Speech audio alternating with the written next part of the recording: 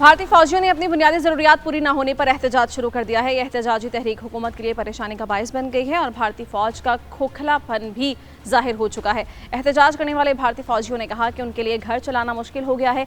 इतनी तनख्वाहें और सहूलियात नहीं मिल रही कि वो अपने बच्चों का पेट पाल सकें और घर के बिल वगैरह अदा कर सकें।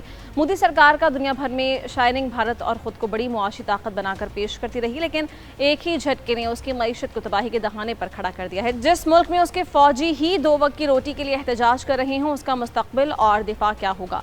अंदाज़ा लगाया जा सकता है कि भारतीय फौजियों के लिए अपनी बंदूकें बेचने का वक्त आ चुका है। इंडियन मीडिया रिपोर्ट्स के मुताबिक आर्मी एहलकारों ने रियासत बिहार के मुख्तलिफ शहरों में एहतजाज का सिलसिला शुरू कर दिया है।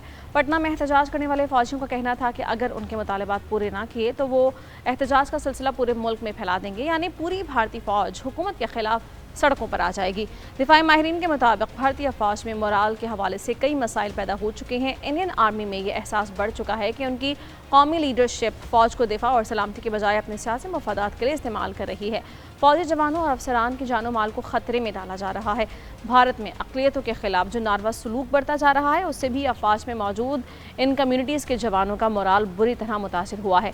इंडियन फौज के मुख्तलिफ ऑपरेशंस में जो सिपाही और अफसर मारे जा रहे हैं, हुक्मरान उनकी खिदमात का एतराफ़ करने के बजाय सारा क्रेडिट खुद ले रहे हैं और इसे अपनी सियासी जमात बीजेपी के प्रोपेगेंडा के तौर पर इस्तेमाल कर रहे हैं। दुनिया की कोई भी फ़ौज हो, इसे मुल्क की सलामती और दिफा के लिए अवाम और हुकूमत की सपोर्ट ज़रूरी होनी चाहिए। भारत में चूँकि फ़ौज सियासी मकासद के लिए इस्तेमाल की जा रही है, इसलिए फ़ौजी जवानों में बददिली फैल रही है। इलेक्शन से पहले फ़ौज को फॉल्स फ्लैग ऑपरेशंस में इस्तेमाल किया जाता है। भारतीय फ़ौज के जवानों को अपनी खुफिया एजेंसी के जरिए सिर्फ इसलिए मार दिया जाता है कि उसका इल्ज़ाम कश्मीरियों या पाकिस्तान पर लगाया जा सके। इन वजूहात की बिना पर इंडियन फ़ौज में शदीद बेचैनी और अज़तराब की कैफियत है। भारतीय फ़ौजियों में खुदकुशी की शरह भी दुनिया में सबसे ज़्यादा हो चुकी है। फ़ौजी जवान अपने अफसरों के लसानी और मजहबी तासुब का भी शिकार होते रहे हैं। गैर हिंदुओं को हमेशा शक की निगाह से देखा जाता है। सिख मजहब से ताल्लुक़ रखने वालों की एक बड़ी तादाद और भारतीय फ़ौज में है, लेकिन उनकी हुब्बुल वतनी पर भी शुकूक व शुबहात का इजहार किया जाता है। आम राय यह है कि सिख फ़ौजी पाकिस्तान से हमदर्दी रखते हैं। भारतीय जर्नल्स के मुताबिक फ़ौज को दाखिली तौर पर कई चैलेंजेस और तज़ादात का सामना रहता है। फ़ौज के लिए मंजूर शुदा बजट, अफरादी क़ुव्वत और असल दस्तियाब वसाइल में बहुत फ़र्क होता है। हिंदुस्तान में फ़ौजी भर्तियों का ज़्यादातर इन्हसार मखसूस रियासतों पर है। उत्तर प्रदेश, पंजाब, बिहार, हरियाणा, हिमाचल प्रदेश और उत्तराखंड जैसी रियासतें रिवायती तौर पर सबसे ज़्यादा जवान फराहम करती हैं। इन इलाकों में फ़ौजी पेशा एक तरह की रिवायत बन चुका है, लेकिन दीगर खित्तों में ऐसा रुझान अभी कम है। हालिया बरसों में मजमूई तौर पर नौजवानों की फ़ौज में शामिल होने की दिलचस्पी भी कम हो चुकी है, जिसकी कई वजूहात सामने आई। हुकूमत की मुतारिफ करदा पॉलिसीज़ ने भी बेयकीनी पैदा कर दी है। फ़ौजी जवानों को सबसे ज़्यादा शिकायत अपनी मुआशी हालात से रहते हैं। आम सिपाहियों का ये कहना है कि अफसरान को तो तमाम मराआत और सहूलियात मिल जाती हैं, लेकिन जवान महरूम रह जाते हैं। यही फ़र्क पेंशन और दीगर अलाउंसेस में भी है। एक बड़ी मिसाल 1 रैंक 1 पेंशन की तहरीक है, जिसके लिए साबिक़ फ़ौजियों ने बरसों एहतजाज किया और हुकूमत पर दबाव डाला। अगरचे 2015 में हुकूमत ने इसके नफाज का ऐलान किया, लेकिन इस पर इख्तलाफात ख़त्म नहीं हुए और सिपाहियों में यह एहसास बाकी है कि उनके साथ इंसाफ नहीं किया जा रहा।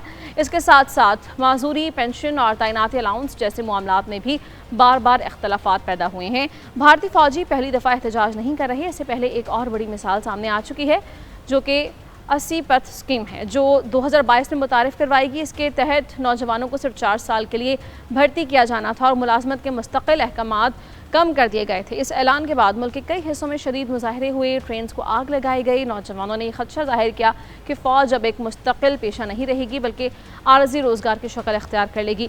इस पॉलिसी ने नौजवानों में फ़ौज में शमूलियत के रुझान को मज़ीद कम कर दिया। पाकिस्तान के साथ जंगों के बाद भी भारतीय फ़ौज और साबिक़ जर्नलों ने हुकूमत की जारहाना पॉलिसीज़ और सहूलियात के फ़क़दान पर तनक़ीद की। उन्होंने कहा कि हुकूमत सिर्फ बड़े दावे करती है। ये तमाम मसाइल इस बात की निशानदही कर रहे हैं कि अगर भारतीय फ़ौजी अफसरों और जवानों के दरमियान सहूलियात का फ़र्क कम ना हो, पेंशन और अलाउंसेस में शफाफियत ना लाई गई, तो भारतीय फ़ौज की कारकर्दगी मज़ीद गिर जाएगी।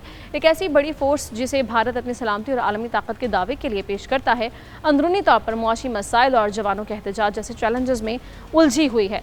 भारतीय फ़ौजी ताकत सिर्फ कागज़ों में रह गई है। ऑपरेशन सिंदूर में भारतीय फ़ौज की शिकस्त ने इस बात को साबित भी कर दिया है। गैर जानेदार आलमी दिफाई माहिरीन ने भी इस बात की तस्दीक की है कि भारतीय फ़ौज में पेशा वराना अहलियत की कमी है। भारतीय फ़ौज कई किस्म के तज़ादात का शिकार है।